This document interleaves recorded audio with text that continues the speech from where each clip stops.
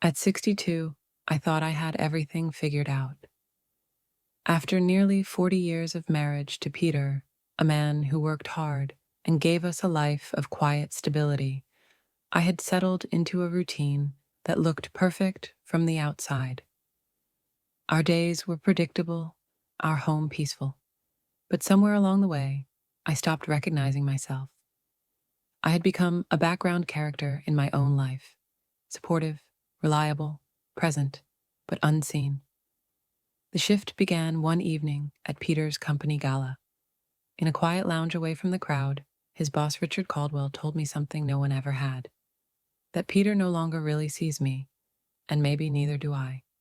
His words haunted me. For the first time in years, I questioned what I wanted, what I needed. I realized I hadn't asked myself that in decades.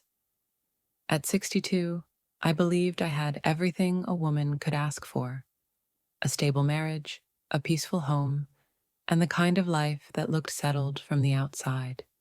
After nearly 4 decades of marriage to Peter, my days had formed into something predictable, like a gentle tide washing in and out with comforting regularity. Mornings began with a cup of tea in hand as I stepped into my garden, tending to roses and hydrangeas, pulling weeds, trimming back overgrown vines. The quiet hum of bees and the chirp of birds became my daily music. It was peaceful, safe, controlled. Afternoons passed with familiar rhythm. Sometimes I read old favorites or mystery novels I had picked up from the library. Other times, I folded laundry or prepared meals, not out of urgency, but because it was simply what I did. There was a pattern to everything, and I followed it, without protest, without thought. Evenings belonged to Peter. He would come home from work, still in his suit and tie, carrying the weight of meetings and numbers and plans I never quite understood. He'd greet me with a kiss on the cheek, ask what was for dinner, and later sit in his chair in front of the TV, sometimes with a glass of scotch, always with the news murmuring in the background. I would sit across from him, sometimes knitting, sometimes scrolling through my phone, but mostly it's just existing, sharing space, breathing in the same room, but not quite together. And for the longest time, I told myself that was enough, because in many ways it was. Peter was a good man, loyal, hardworking, honest. He never missed anniversaries. He always made sure the car had gas before winter. He bought me thoughtful gifts on my birthday and remembered our children's soccer games and graduation dates. He never made me cry. He never made me doubt his commitment. So what more could I ask for? That was the question that kept me in that life, year after year. What more could I ask for? But lately, a different question had begun to creep in. What if I never asked for what I really needed? It started as a whisper, barely noticeable, a flicker of something while washing the dishes or folding his shirts just the way he liked them. A thought that came and went like fog. Is this all there is? I pushed it away at first. Guilt crept in every time I acknowledged it. How dare I feel restless? I had a roof over my head, a husband who never left, children who called, a pantry that was always full. So I swallowed that little voice for years, stuffing it under responsibilities, recipes, and routines. But you can only silence yourself for so long before the quiet becomes unbearable. I began to notice things, small things, but they stayed with me. The way Peter looked through me instead of at me when he came home. The way he asked, "How was your day?"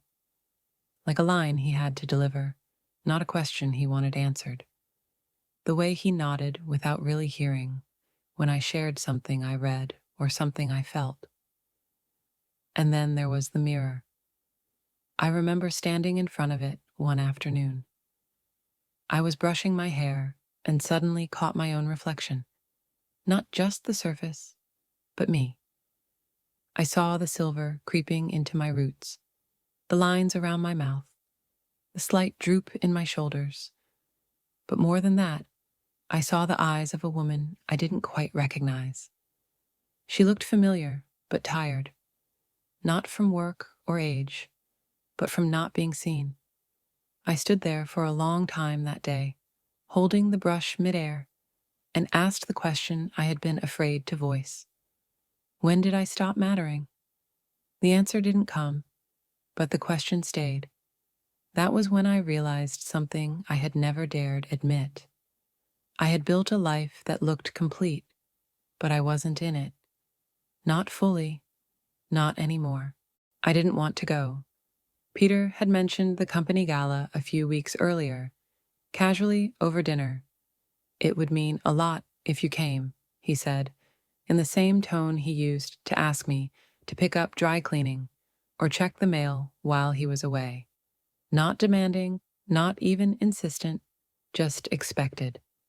And after so many years of quietly fulfilling expectations, I found myself nodding before I even considered what I wanted. So I went. I wore a navy blue dress that had once made me feel elegant, but now felt a little too formal, a little too tight around the ribs. I curled my hair the way I used to before Peter's office holiday parties, swiped on some mascara, and stood in front of the mirror, trying to see if I still looked like the version of myself I used to be. The gala was held at an upscale hotel downtown, with grand chandeliers, polished floors, and glasses of champagne passed around on silver trays. A live jazz band played in the corner, and the room buzzed with laughter, ambition, and polished conversation. Peter was immediately swept away into a circle of colleagues, shaking hands, telling stories, smiling in that confident, work-polished way of his. I stood nearby at first, laughing politely when someone made a joke, introducing myself when prompted. But after a while, I faded toward the edges of the room, like I always did. I watched him from across the crowd. His face lit up in conversation. His hands moved as he talked. He was alive in this world of suits and strategies, presentations and partnerships. And I was just there, until Richard Caldwell walked up to me. I'd seen him at several events before. Peter's boss, a quiet, distinguished man in his mid-60s, with sharp eyes and a voice that never needed to raise to be heard. We had exchanged pleasantries in the past, but he had never really spoken to me. Not directly, not like this. "Linda," he said, with a slight smile, "would you mind stepping away for a moment?" I blinked. "Of course," I said, curious and a little unsure. He led me down a quiet hallway, off the ballroom, into a private lounge. The air changed the moment we stepped inside. It was warmer, quieter, dimly lit, with leather chairs and a small fireplace crackling in the corner. It felt like a different world entirely. "I hope I'm not pulling you away from anything," he said, sitting across from me. "Not at all," I replied, though my heart had started to race. He paused, his fingers laced together. Then he said something that caught me completely off guard. "It's about Peter." I froze. "Is something wrong?" "No," he said carefully. "At least, not in the way you might think. But there's something I've noticed over the years. Something I probably shouldn't say, but I can't seem to ignore it anymore." I sat straighter. I could feel tension build in my shoulders. I've watched Peter build his career. He's a brilliant man, focused, reliable. But Linda, he hesitated, then continued, "I don't think he sees you." I felt the air shift. My breath caught. He went on. "Not the way a man should see the woman who stands beside him. You're always there, supportive, present, but I've seen you at these events. You fade into the background. And Peter, he doesn't notice. I wanted to object, to defend my husband. But something in me wavered, something that had been quietly aching for years. I don't mean to overstep, Richard added gently. But sometimes it takes someone on the outside to notice what those on the inside have learned to overlook. I looked down at my hands. I didn't know what to say, but I felt something stir deep within me. He leaned forward. You deserve to be seen, Linda. Not just as Peter's wife, as you. Those words settled over me like dust on forgotten furniture. Quiet, familiar, and long overdue. I didn't remember much of what was said after that. Just that when I walked back into the ballroom, nothing had changed, but everything had. The ride home from the gala was quiet, though Peter didn't seem to notice.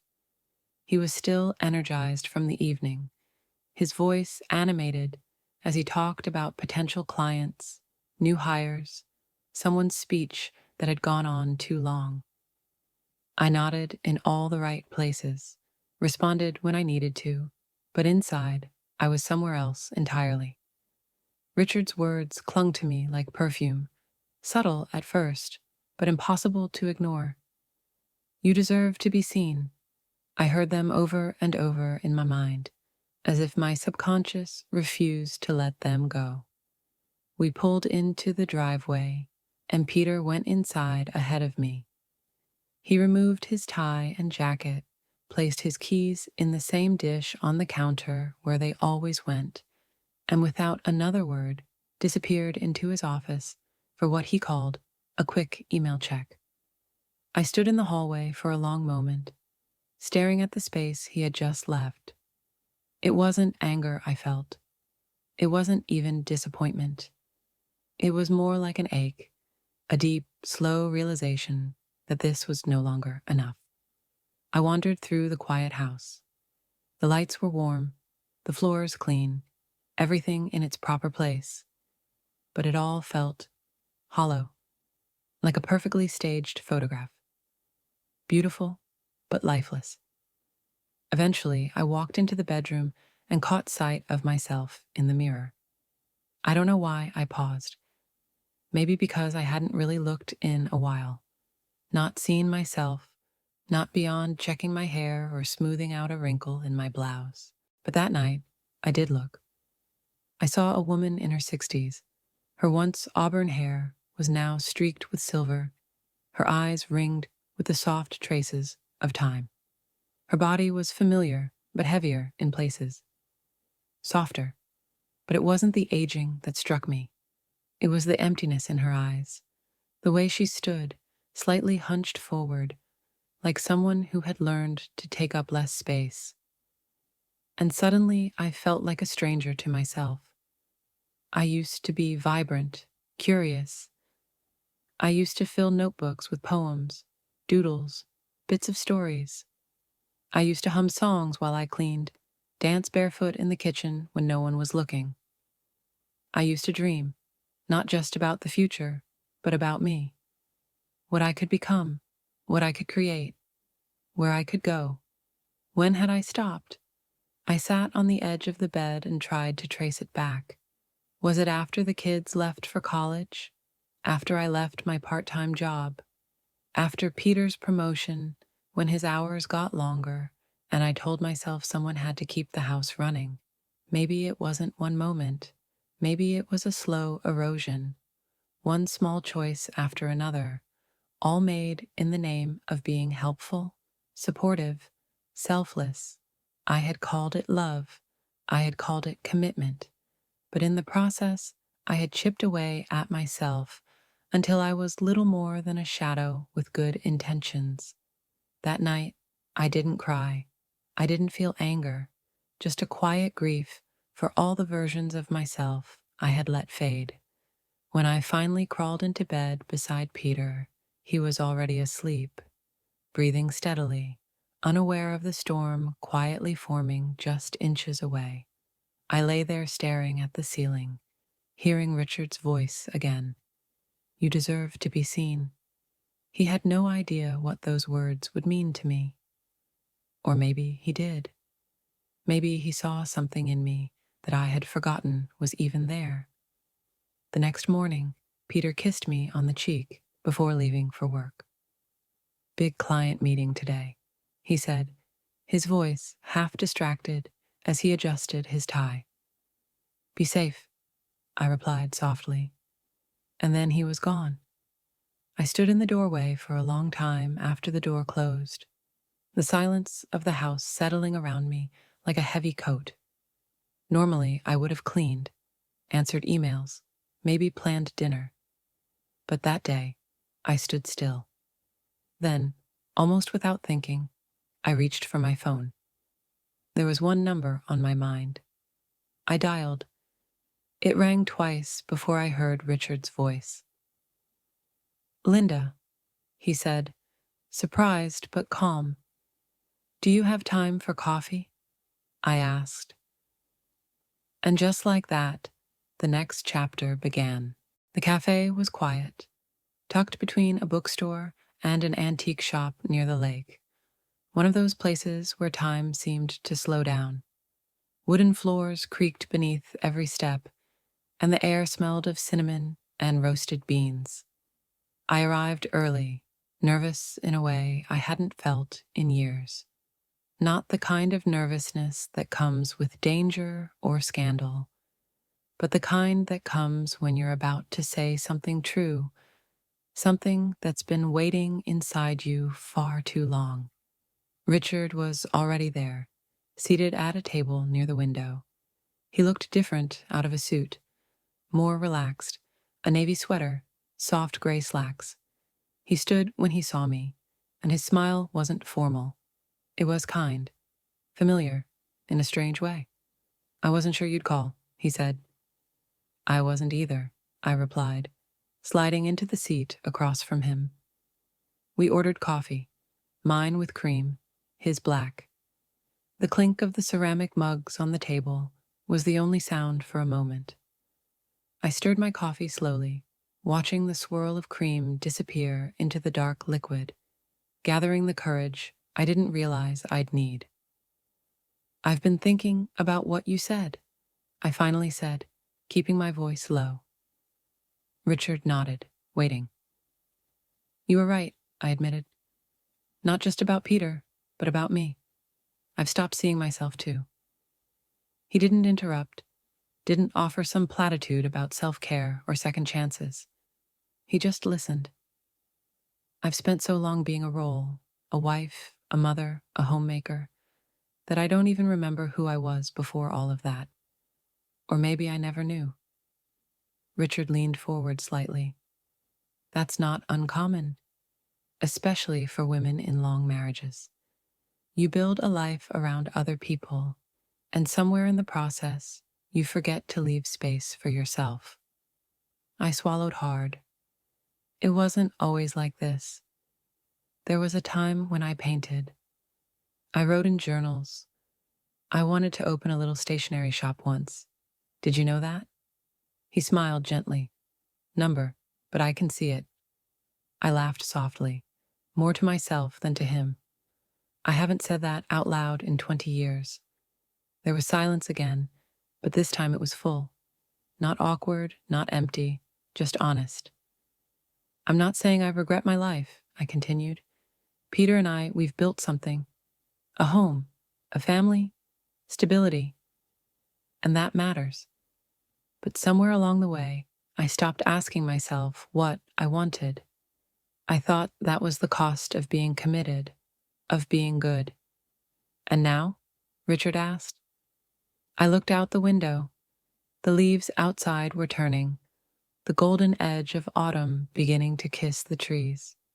I took a breath. Now, I don't know what I want, but I do know I want something. Something that's mine. He nodded slowly. That's where it begins. We sipped our coffee in thoughtful silence for a while. I found myself noticing the details, the way the steam curled above the cup, the soft chatter of other customers in the background, the way the morning light spilled across the wooden table. I was paying attention in a way I hadn't in years, not just to my surroundings, but to myself. I think I've spent so much time making sure everyone else had what they needed, I said, that I forgot I was allowed to need something too. Richard gave me a long look, not searching, just present. Linda, it's not selfish to want to feel alive. I let that sink in.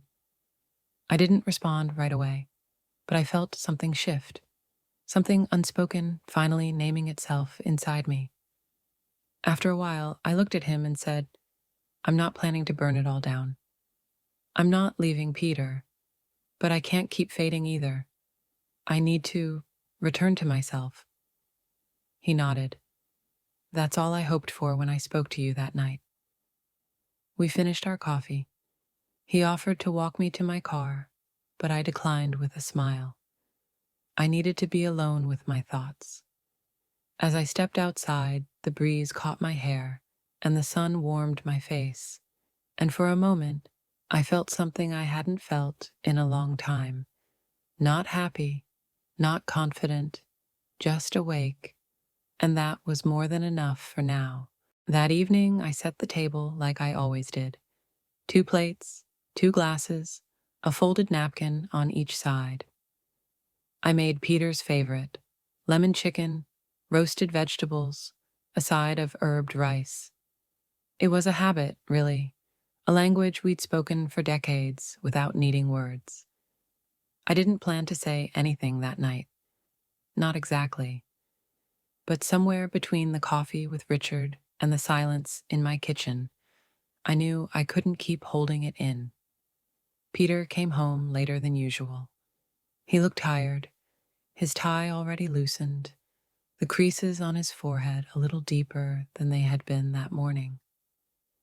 He kissed my cheek out of habit and said, "Smells good," before sitting down and diving into his food. I watched him eat for a moment, and I realized how many dinners we'd shared like this. Me cooking, him eating, the television murmuring in the background, or the conversation staying in shallow waters. Halfway through the meal, I set my fork down.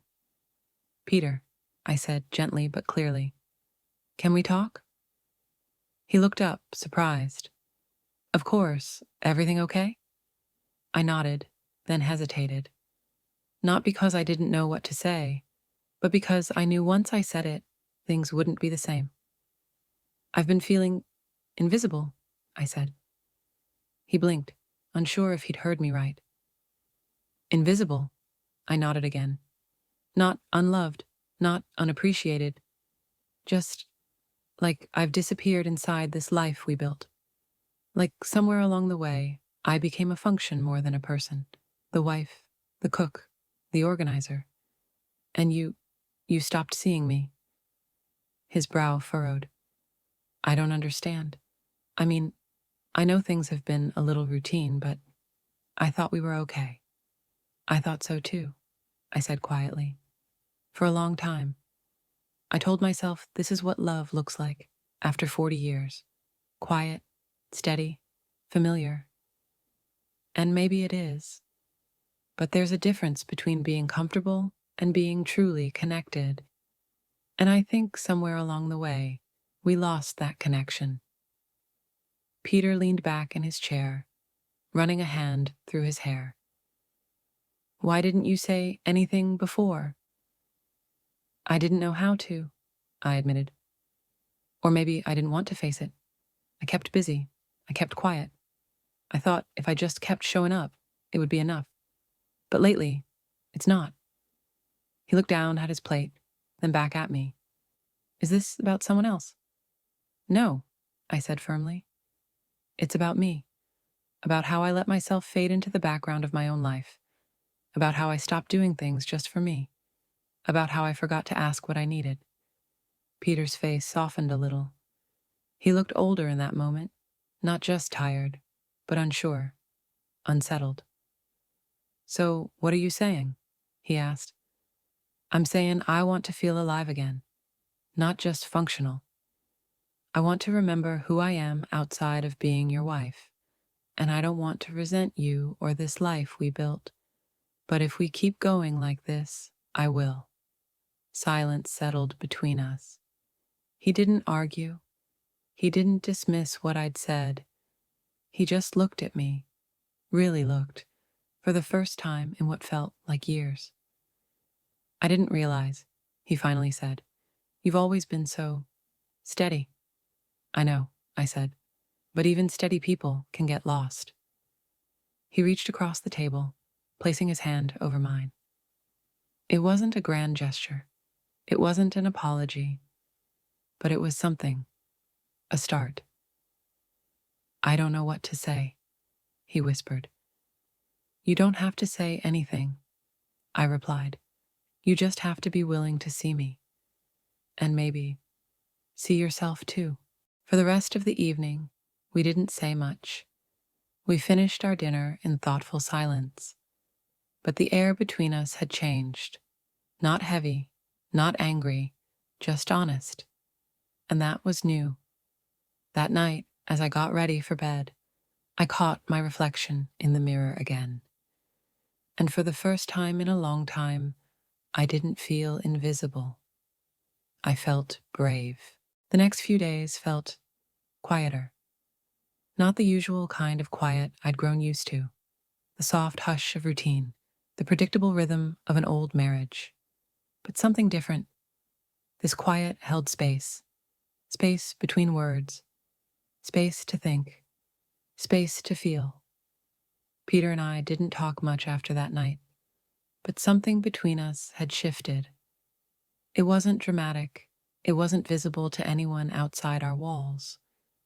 But I could feel it in the way he looked at me when I walked into the room, in the way he lingered longer at the kitchen table in the morning, in the way he paused before disappearing into his office after work.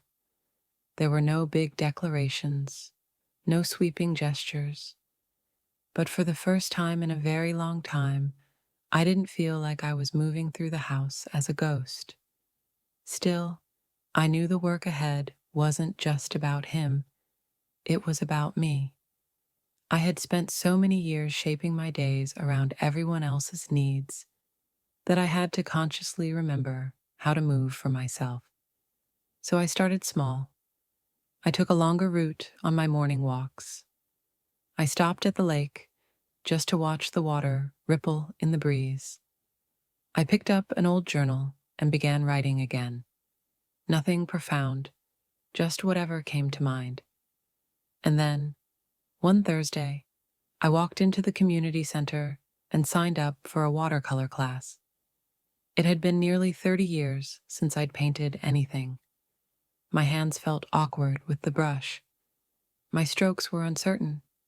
But the colors, God, the colors, they made me feel something I hadn't felt in years. Curious, playful, present.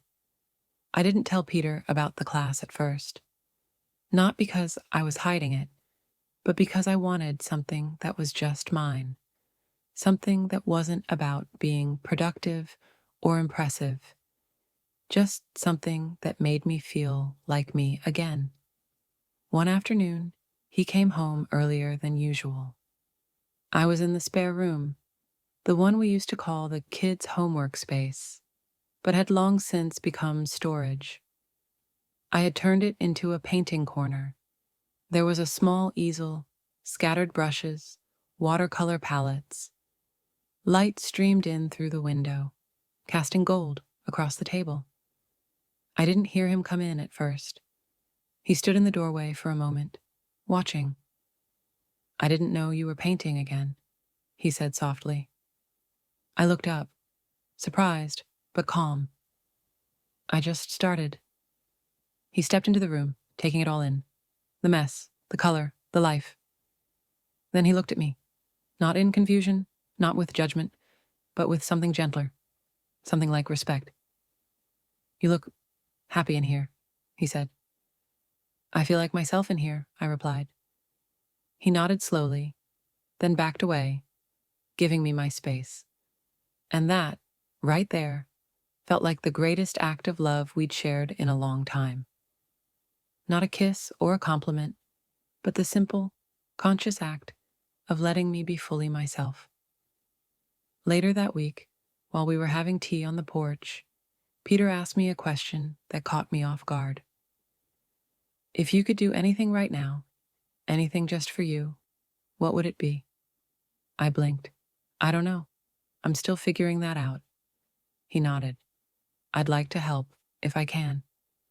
That small conversation stayed with me, not because he had answers, but because, for once, he was asking the right questions. It wasn't perfect. We still fell into habits. He still forgot to ask how my class went. I still sometimes swallowed my thoughts instead of speaking up. But there was movement now. There was effort. And in a marriage as long as ours, sometimes that's everything. What surprised me most wasn't how Peter responded. It was how I did. I didn't feel guilty for claiming time for myself. I didn't feel selfish for wanting more than quiet evenings and steady routines. In fact, I felt like I was slowly gathering pieces of myself I hadn't seen in decades. There was a moment, one evening, as I was washing my brushes, when I paused and looked around the room. Music played softly from a Bluetooth speaker. My painting, a simple landscape of the lake, sat drying by the window. And I thought, this is what it feels like to come back to life. It didn't happen all at once. Change, I've learned, rarely does. It wasn't as if I woke up one morning with a new life, or a new marriage, or a brand new sense of self. What happened was quieter, slower, but every day, in small, unassuming ways, I began to feel like someone I hadn't seen in a long, long time. My watercolor corner became a part of the house, not hidden, not temporary. Peter never asked me to move it, never teased me about the mess. In fact, one afternoon, he brought me a small tin of new brushes from an art supply store near his office. He said he wasn't sure what kind I needed, but he figured I'd know. It was such a small thing, but it meant everything. Because for the first time in years, I didn't feel like I was asking for permission to exist outside of us. I felt like I was being invited to. Peter and I still had our routines, of course, the morning coffee, the evening tea. But something had softened. Sometimes he sat with me in the garden and asked what I was working on. Other times he simply watched me paint with a kind of curiosity that I hadn't seen in him for years. And I, too, was watching him again. Not the husband I had memorized through habit, but the man he was becoming alongside me. Because maybe I wasn't the only one who had lost something in the long comfort of familiarity. Maybe he had stopped asking who he was, too. One Sunday afternoon, I asked him if he remembered the little road trip we took during our first year of marriage, the one where we got lost trying to find the vineyard and ended up eating peanut butter sandwiches on the side of the road. He laughed, surprised. "You had grape jelly stuck in your hair," he said. We laughed for a long time after that, and something about it felt healing. It wasn't nostalgia. It was reconnection. We didn't need to become new people. We just needed to remember we were always more than roles. That we were still capable of surprising each other. That we could, even now, choose to grow. Not apart, but forward. I began saying yes to more things. A weekend art fair, a community book club, a solo walk by the lake without needing to explain where I was going or why. Peter didn't question it. He supported it. And slowly, I stopped waiting for approval and started trusting my own voice again. One afternoon, I stood in front of the mirror, the same one that had once reflected a woman I barely recognized. But this time, I saw someone different. I saw the silver in my hair and the lines around my eyes, and I didn't flinch, because behind those signs of time, I saw something more powerful. I saw presence, not perfection, not youth, but a quiet, rooted presence that said, I'm here. I'm still here. For a long time, I thought aging meant shrinking, becoming softer, quieter, less seen. But now I know it can also mean expanding, deepening, reclaiming space you forgot you were allowed to take up. Peter and I are still learning, still working, still figuring out what it means to be married now, not just once upon a time. And there are days we miss each other entirely, days when the old habits sneak back in. But now there is awareness, there is effort, there is choice. And for me, there is something even more important. There is self. I no longer feel invisible in my own life. I no longer mistake stillness for stagnation. I no longer apologize for wanting to be seen, because I do, and because I deserve to be. And so do you. Thank you for staying with me until the end of my story. If any part of this journey felt familiar, if it reminded you of yourself or someone you love, please don't forget to like the video, share your thoughts in the comments, and subscribe to the channel. You deserve to be seen. You deserve to come home to yourself. And it's never too late to begin.